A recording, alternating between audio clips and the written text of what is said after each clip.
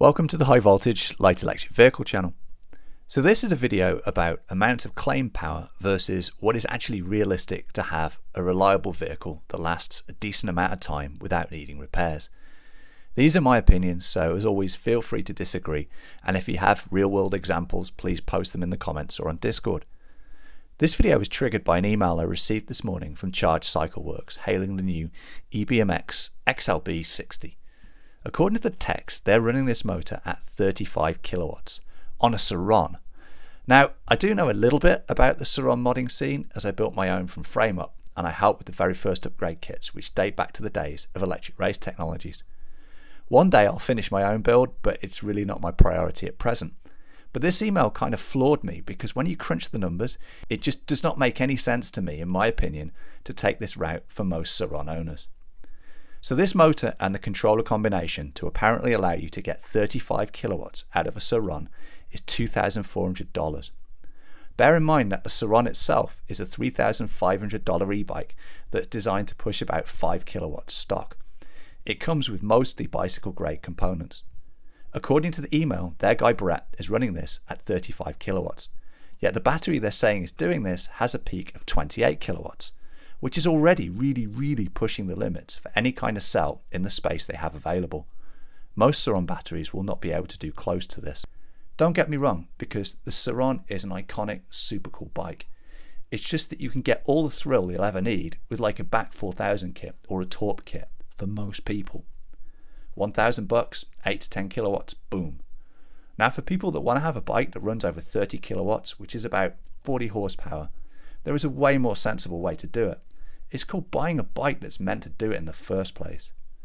The money is just mind-boggling.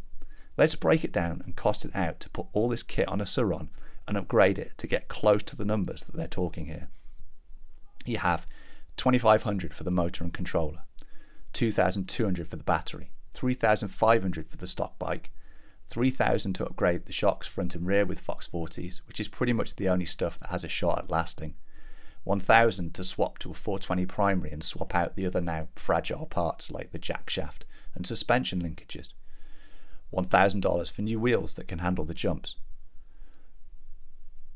$1,500 for a new swing arm and frame extensions to fit a bigger rider. The total is well over $13,000 US, and that's before any shipping of parts and duties. In Canada where I live, that's over $20,000. You could buy a super nice Kawasaki 250 for $9,000 and enough fuel for 10 years of riding for that.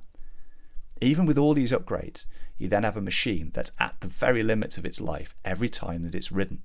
It's not going to last. Those downhill bike shocks are not going to last. The linkages are not going to last. So you could do all of this and have a fundamentally weak bike. Or you could just buy the Starc Varg, which has been designed from the get-go to have this kind of power and more. So let's have a look at the advantages of buying a Starc Varg versus a modded to the max Sur Ron. 1. It looks like a proper dirt bike as opposed to just bolting things onto a Sur Ron. In fact, it looks freaking beautiful. 2. It has 80 horses of power, so over twice as much power as the fully modified Sur Ron. It has the range to complete a full power dirt bike race and deliver power within its limits so it will last. The suspension is strong enough to actually take the power rather than abusing downhill bike stuff at its limits. You can fit proper tyres in a swing arm that's built to handle a full-size dirt bike tyre. You don't have to spend hours and hours of your time building the thing from the components that you just bought, and you'll actually have a warranty. It's going to be much better balanced than the Sur Ron because all the components were made as part of the design. And it's going to fit a rider much better. You're not going to be having to bolt on seat extenders and things like that to make it fit you.